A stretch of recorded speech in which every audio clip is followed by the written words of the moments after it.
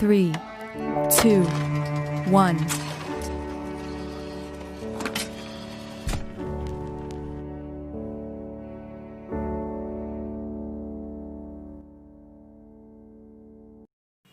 Well, kali ini gue akan membahas alur cerita film Going in Style, so check it out. Film dibuka dengan memperlihatkan seorang kakek tua bernama Joe pergi ke Williamsburg Savings Bank. Di sini, Joe bertemu dengan manajer bank yang bernama Chuck. Nah, Joe yang situasi keuangannya tidak bagus mengkomplain tentang pembayaran utang hipoteknya yang tiba-tiba naik 3 kali lipat. Tapi, Chuck tidak peduli dengan permasalahan Joe. Nah, tiba-tiba 3 perampok datang ke bank dan menyuruh semua orang di dalamnya untuk tiduran seperti kucing.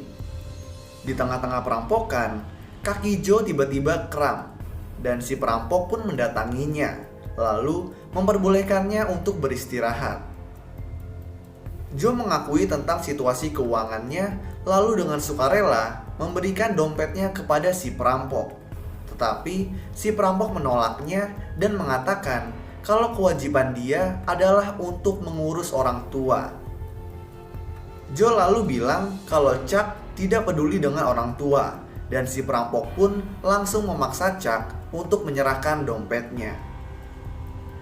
Nah, di perbincangan antara Joe dan si perampok sebelumnya, Joe sempat melihat tato milik si perampok di lehernya.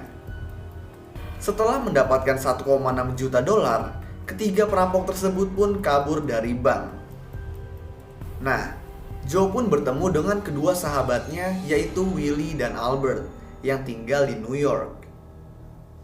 Ketika perusahaan tempat mereka bekerja dibeli oleh perusahaan lain, dana pensiun mereka di perusahaan tersebut akan diambil dan dikelola oleh Williamsburg Savings Bank, yaitu bank mereka bertiga. Joe putus asa karena dia mengetahui kalau dia, anaknya Rachel, dan cucunya Brooklyn akan menjadi tunawisma dalam waktu kurang dari 30 hari. Sementara itu, Willie mengetahui kalau dia sakit parah karena gagal ginjal dan segera membutuhkan transplantasi. Dia bahkan lebih frustasi karena situasi keuangannya membuatnya harus memiliki hubungan jarak jauh dengan anak dan cucunya. Sedangkan Albert juga memiliki masalah keuangan. Ketiga sahabat memiliki masalah-masalahnya sendiri, dan karena putus asa, ketiga sahabat itu berkumpul dan berencana untuk merampok William Savings Bank dan mengambil kembali apa yang menjadi hak mereka. Karena nggak punya uang yang cukup untuk membeli makanan, mereka bertiga pun pergi ke supermarket tempat pacarnya Albert bernama Annie bekerja. Di supermarket, Joe dan Willie mulai memasukkan makanan ke baju mereka.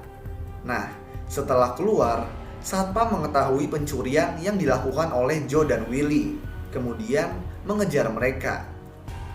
Tapi, karena sudah terlalu tua, mereka pun tertangkap dan dihadapkan dengan manajer supermarket. Untungnya, manajer supermarket baik karena tidak melaporkan mereka ke polisi. Malahan, si manajer ini memberi mereka kupon. Setelah usaha pencuriannya yang gagal, Joe dan Willie merasa kalau mereka nggak akan berhasil merampok tanpa bantuan profesional. Jadi, mereka pergi ke mantan menantu Joe bernama Murphy, yaitu seorang penjual ganja. Murphy pun menyuruh mereka menemui kenalannya yang merupakan orang Meksiko bernama Jesus, yaitu pemilik toko hewan peliharaan sekaligus penjahat profesional. Mereka bertiga pun berjanji akan memberikan 25% hasil uang curian mereka dan menjelaskan tujuan mereka merampok bank tersebut. Dan Jesus pun mau membantu mereka.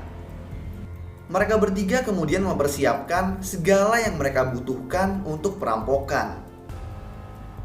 Mereka menghitung berapa CCTV dan di mana letaknya, juga menghitung berapa karyawan dan penjaga di bank tersebut. Lalu, mereka juga mencuri sebuah bus sebagai mobil pelarian mereka. Mereka juga merencanakan alibi dengan menjadi sukarelawan panitia di sebuah acara karnaval yang akan digelar seandainya mereka tertangkap polisi. Setelah semua dipersiapkan, Joe, Willie, dan Albert menyamar sebagai anggota grup musik The Rat Pack yang berisi Frank Sinatra, Dean Martin, dan juga Sammy Davis Jr. Lalu mereka menggunakan senjata kosong saat perampokan agar tidak ada orang yang terluka. Mereka bertiga pun memulai perampokan mereka dengan cara yang sama seperti si perampok bank di awal film. Namun, perampokan itu hampir gagal ketika Willie hampir pingsan.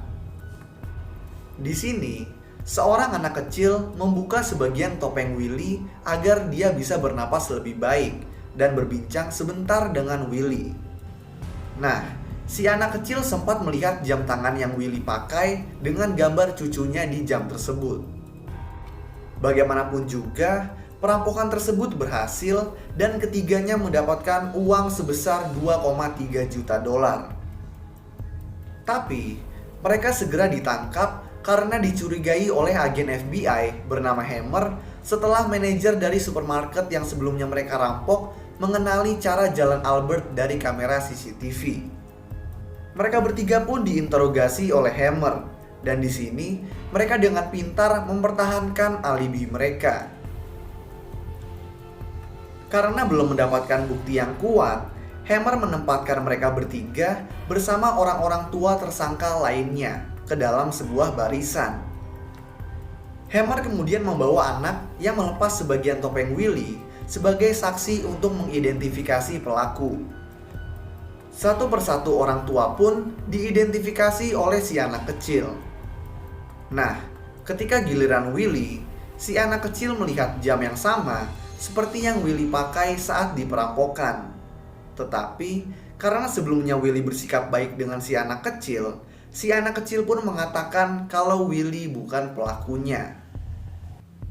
Hal ini pun membuat Hammer gak berhasil menemukan pelaku. Gak lama kemudian, Willie menderita gagal ginjal total dan hampir mati. Tapi untungnya, Albert setuju untuk menyumbangkan ginjalnya untuk Willie.